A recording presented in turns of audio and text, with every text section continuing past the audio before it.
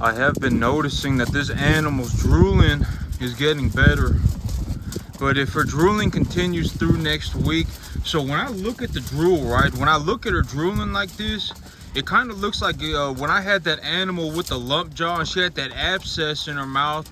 When we cut that abscess open, that fluid that came out of her abscess, that looks like what's coming out of her mouth right now. It looked like she's drooling out abscess fluid.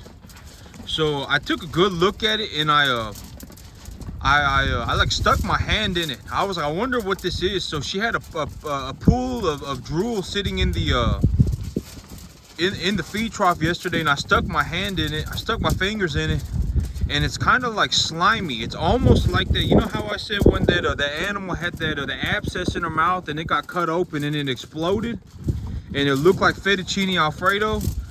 That's what the stuff looked like that's coming out of her mouth right now. It looked like abscess fluid. And so I don't know if she just has something in her mouth, and then but it looked like it's getting a little bit better. It does look like it's getting a little bit better. But if she's drooling at all by next week, I will take her to go get looked at. But as of right now, it does look like she's getting better. Here next week, I'll be moving a lot of capital next week. Next week all my animals are coming in. I got all my hay coming in.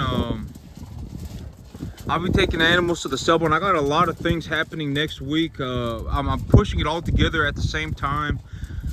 You know, one of the big things that I'm having to deal with right now is, you know, when I sit in my room and I'm just kind of going through my life, you know, I'm looking at my bank account, and man, it's like there's, you know, it's like man, this 75 grand, you know, what am I gonna do with this 75 grand, right?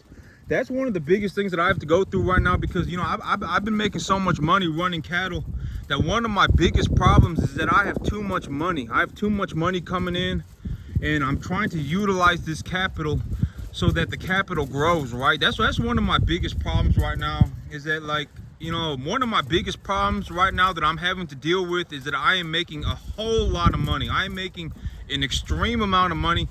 And I'm making money to a point where it is so hard to invest it that you know, like when I go through investments, it's like, how do I move $40,000 at one time? You know, how do I move $25,000? How do I move another 25?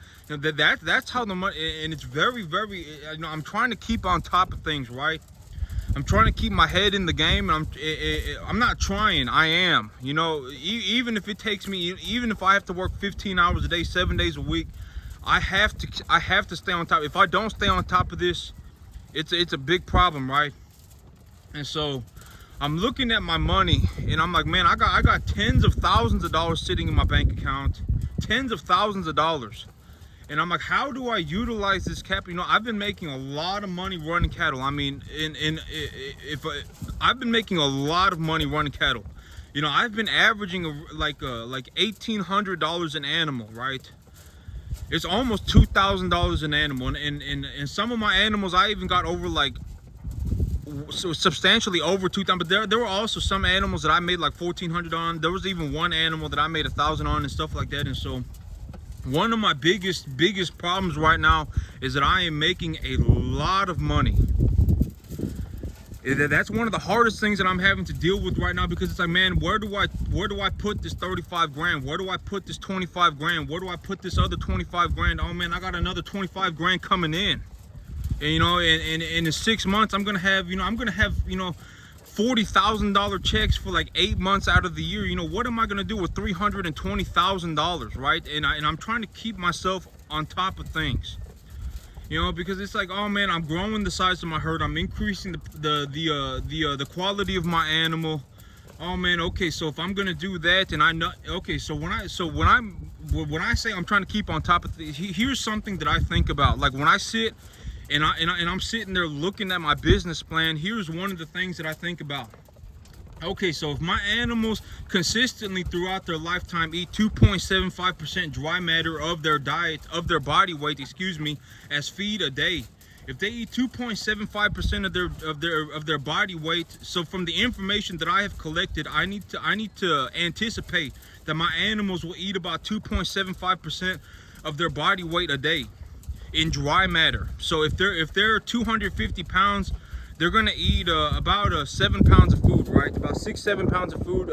If the moisture of my hay is somewhere around 15% or so, you know, usually I found that they with forage and, you know, because water is in practically everything, right? There's a little bit of water in practically everything. In forage and hay, that there's water. In corn there is water. So a portion of their diet when they're eating it, it is water.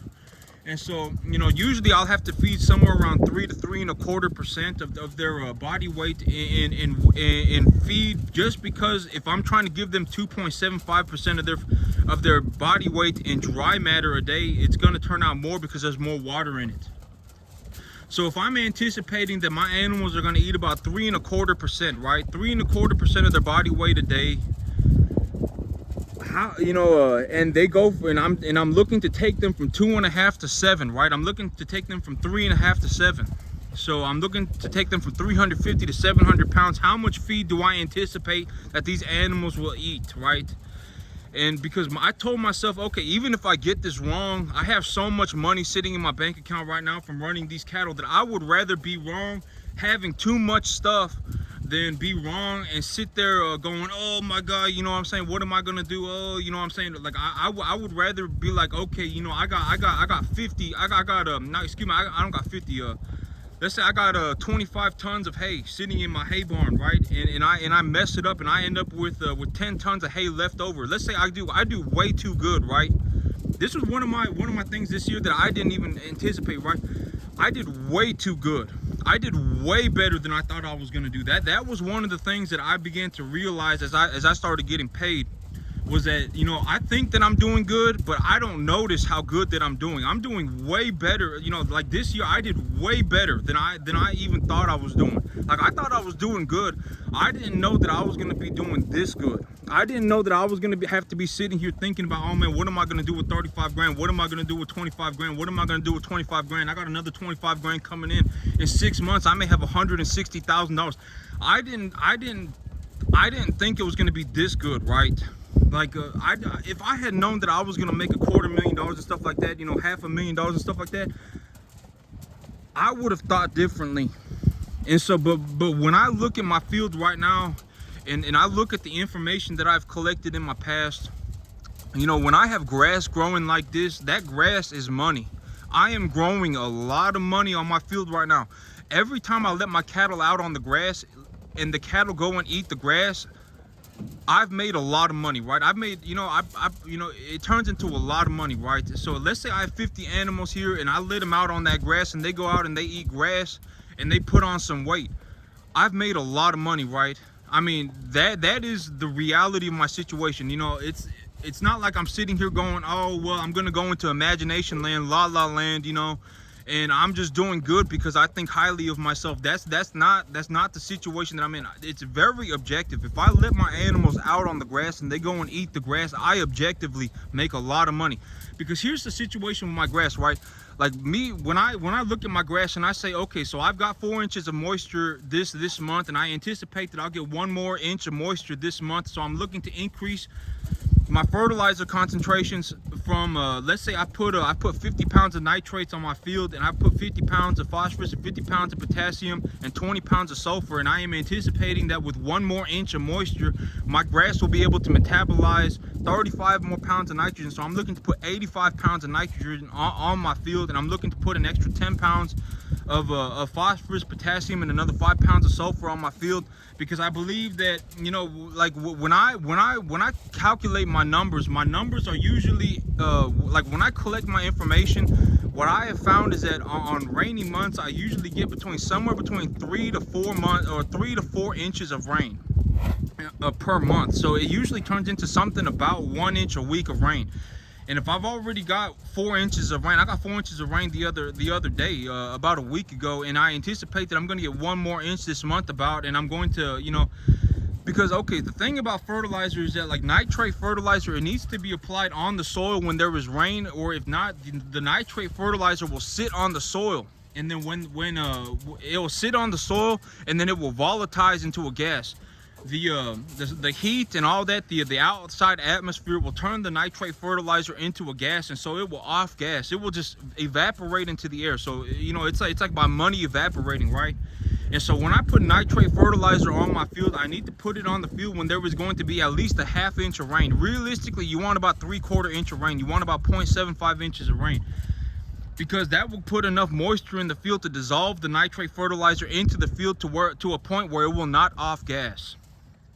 And so, like me, when it rains, I need to utilize that opportunity, because here's the situation. Okay, so let's say I notice that my grass, I look at my grass and I say, okay, my grass looks like I have a biomass density of about 175 pounds of wheat per acre, 175 pounds of seed of wheat per acre.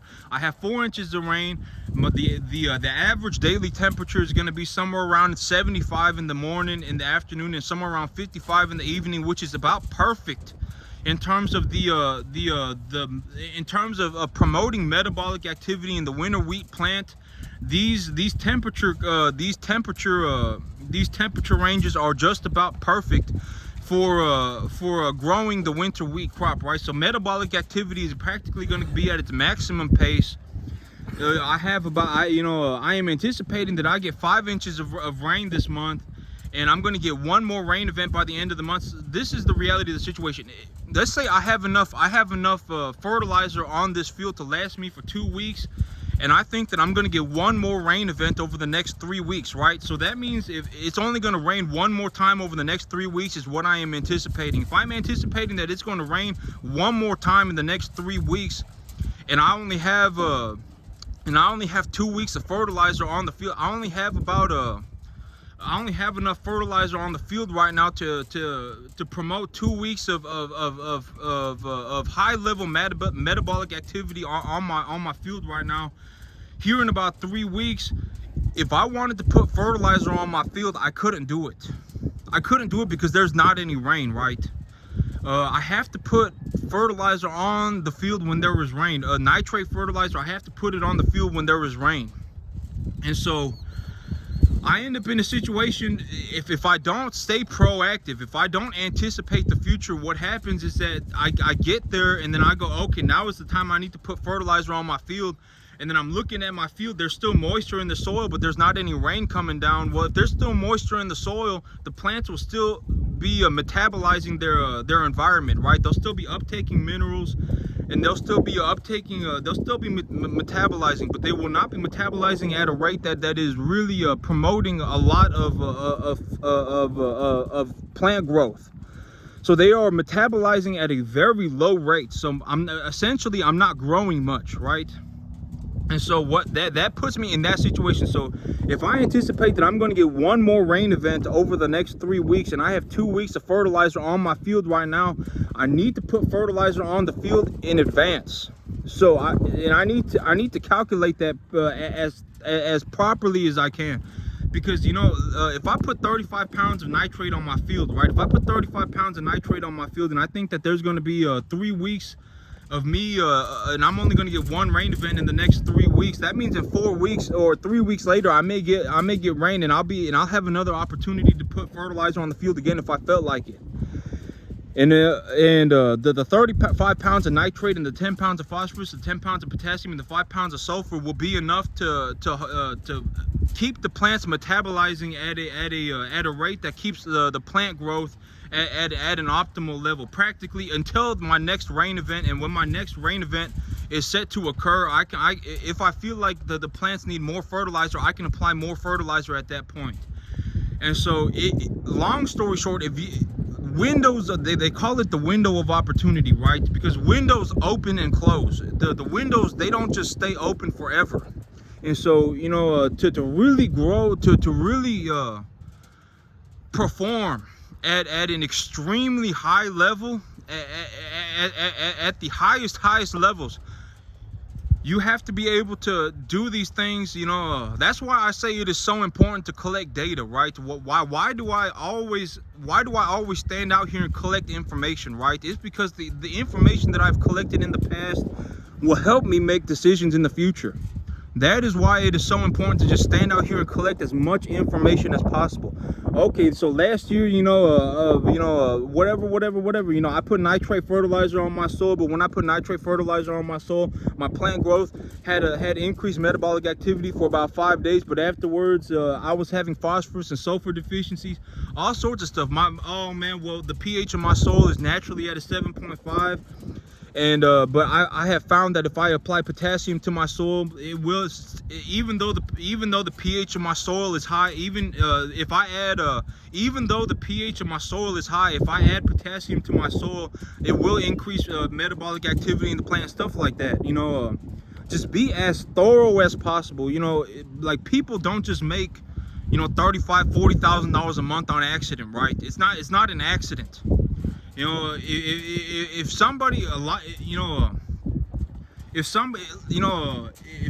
spent the next 15 years of their life working 15 hours a day, 7 days a week, doing what I do, they would be closer to thinking like me than they would be to thinking like an average person, right? This stuff, it has to be learned, and it has to be learned over a long period of time, and it takes a lot of effort. It's not just something that I wake up one day, I read a book, and I'm like, man, now I watch some motivational video, and it's like, oh my God, now I know how to farm. That's not how life works. I mean, these things take a long time, and and at this level of performance, to get to that point where you're clearing $40,000-$45,000 a month and stuff like that, your opportunities to make mistakes really just go out the window. You need to be extremely accurate and extremely precise, because if I mess up, it's going to cost me, if I make a big mistake, let's say I make a big mistake, right? Let's say I make a mistake, I make a big mistake growing my grass, and my grass crop does not come in at all, and I'm sitting here with 50 cattle, and I don't have a single blade of grass back there. I don't have hardly any grass back there. I've made a big mistake. My grass ain't really growing. I'm not really growing anything here. And then I enter a drought, right? Well, I mean, I will start, and the cost of feed goes up. So I've essentially put myself in a spot where I have to bring in all of the feed, and I have to provide a total mixed ration for these animals. Well, then I am in a position, like, if that were to happen to me, right, I would lose, it would cost me like tens of thousands of dollars. Like, at a certain point, like, if I were to make a huge mistake, it would cost me tens of thousands of dollars. I mean, it's not like being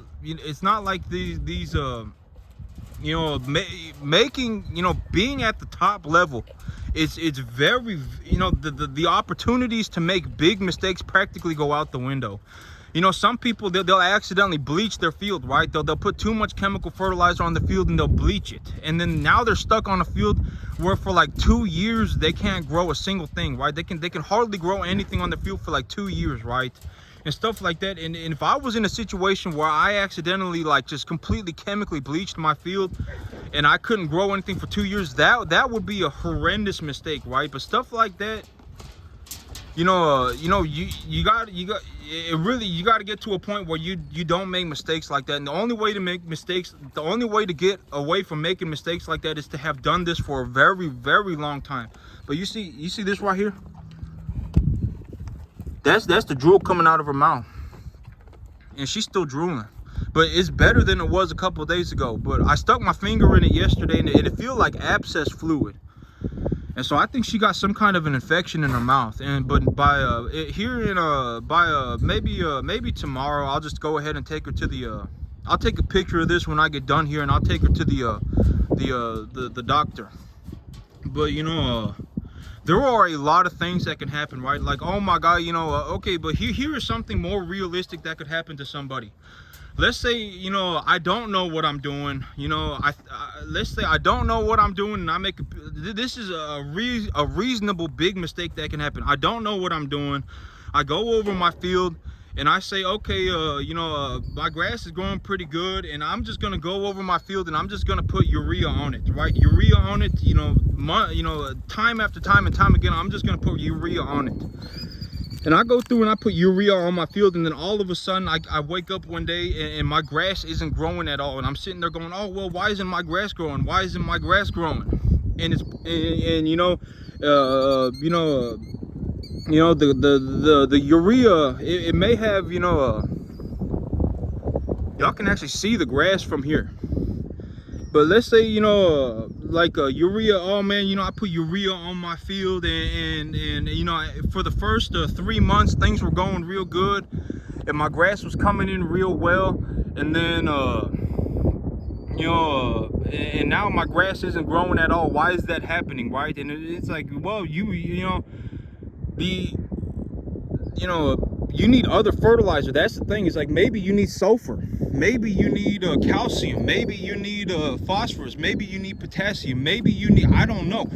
That's also why when I make these videos, I don't say things like just go over your field and put urea on your field. Like if you ever watch a presentation and they say, oh, just go over your field and put nitrogen on your field, don't listen to those people. Those people suck. Like I mean, you know, if that's what they say, and if that is genuinely what they are saying, that is horrible advice. I mean, you know, if I were like me, right? Like when I think about putting fertilizer on my field, my fertilizer plan for my field is usually somewhere between a 3-1-1, or it's somewhere between a 6-2-2-1 NPK sulfur, or a 8-2-2-1 NPK sulfur. So if I'm looking to, like, let's say my grass is at a stage of development where it's putting on its first set of leaves. I've put on 50 pounds of nitrogen, 50 pounds of phosphorus, 50 pounds of potassium, and 20 pounds of sulfur, and I am looking to promote more vegetative growth in the plant. You know, I may go from putting 3-1-1 on my field, 6-2-2-1 NPK sulfur on my field, to putting 4-2-2-1. So I may increase the nitrogen by 30%, but I will still apply the phosphorus and the potassium and the sulfur onto my field. I will still apply those things because, you know, like what I said yesterday, you know, if I have a protein deficiency, I'm not just gonna stop eating everything and eat a whole bunch of chicken, right? Because that would cause health problems too. And that's why it's so important to, you know, that's why I can't tell people to just go and put, you know, 30 pounds of whatever on their field. Oh, just go and put 40 pounds of whatever on your field, because it wouldn't work. I mean, it may work for a little bit, but then you're gonna end up with a whole lot of. So that's why it's so important to be extremely proficient, right? That's why, you know, people, you know, you got to learn to do things. I mean, the world is not an easy place. There is no such thing as an easy answer.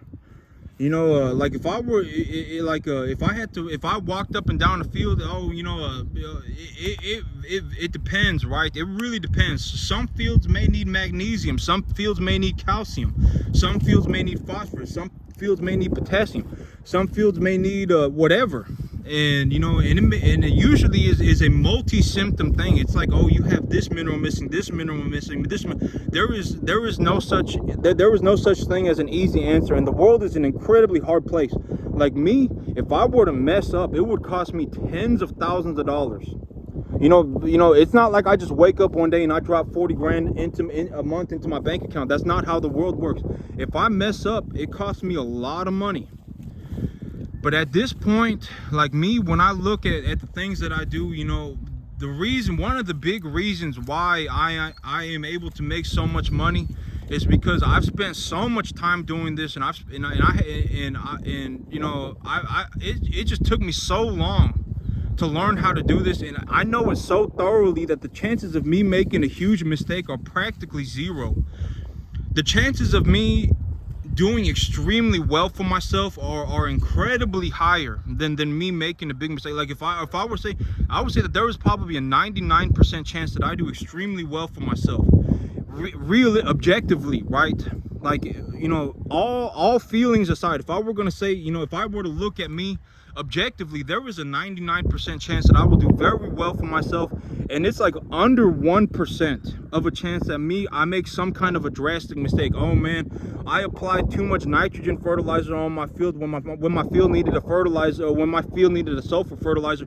But that's also one of the big reasons why I apply my fertilizer in low doses over that's why I apply my fertilizer over in low doses over a more frequently over the year.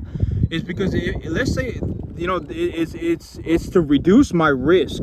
You know, because if I do misdiagnose my plants and I need to reapply a fertilizer, I don't need to sit there and wait because I am worried that I'm going to have a nitrogen toxicity, right?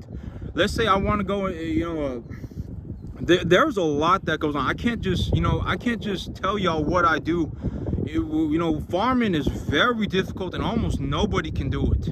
I mean, it takes so much effort over such a long period of time. Almost no, you know, people say they want to be a farmer, but when it actually comes to having to do the work, nobody wants to do it. I mean, it is so hard. And so, you know, I mean, but that's the reason why when I say I put fertilizer on my field every 2 to 3 weeks, and you know, some farmers put their fertilizer on one time in the spring and one time in the fall. You know, but me, I put my fertilizer on every 2 weeks, and I apply my fertilizer at like 20-30% concentrations instead of going all the way, but that's why I do things like that. Because if I put fertilizer on my field, let's say I put 30 pounds of nitrogen, 10 pounds of phosphorus, 10 pounds of potassium, and 5 pounds of sulfur on my soil, and then I see the plants reacting to the fertilizer, and I say, okay, the metabolic activity of the plant is increasing, and 4 days later I go, okay, the plant is showing just a little bit of a phosphorus deficiency.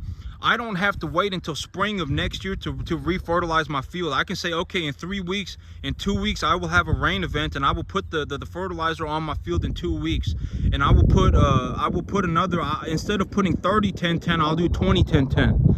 And so, but that's also the reason why I fertilize my field more frequently at a lower dosage, is because it reduces my risk to making a huge. I've made big mistakes before in my past, you know, like if I were to go back in my life, oh man, year 7, right, day 285, right, I made this big mistake. Oh, year 12, you know, day 184, I made a big mistake. You know what I'm saying?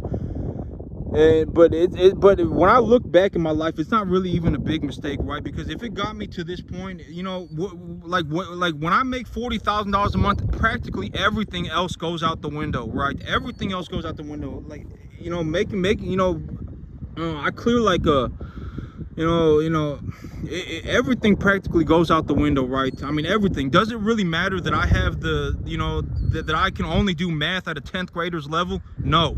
You know what I'm saying? Like, does it matter that I can't even, that I have, you know, the English capacity of a 10th grader? None of that stuff matters anymore, right? Like, I remember, like, when I was going to school, you know, and it was like, oh man, you failed in math, oh man, you failed in English, oh man, you're in the bottom 20% of your graduating class. Oh man, you got straight F's in community college. None of that stuff matters, right? Like, realistically, if you can get to the point, if anybody can get to the point where they're making $40,000 a month, nothing else matters except for making that money. I mean, legitimately, me, when I, if you know,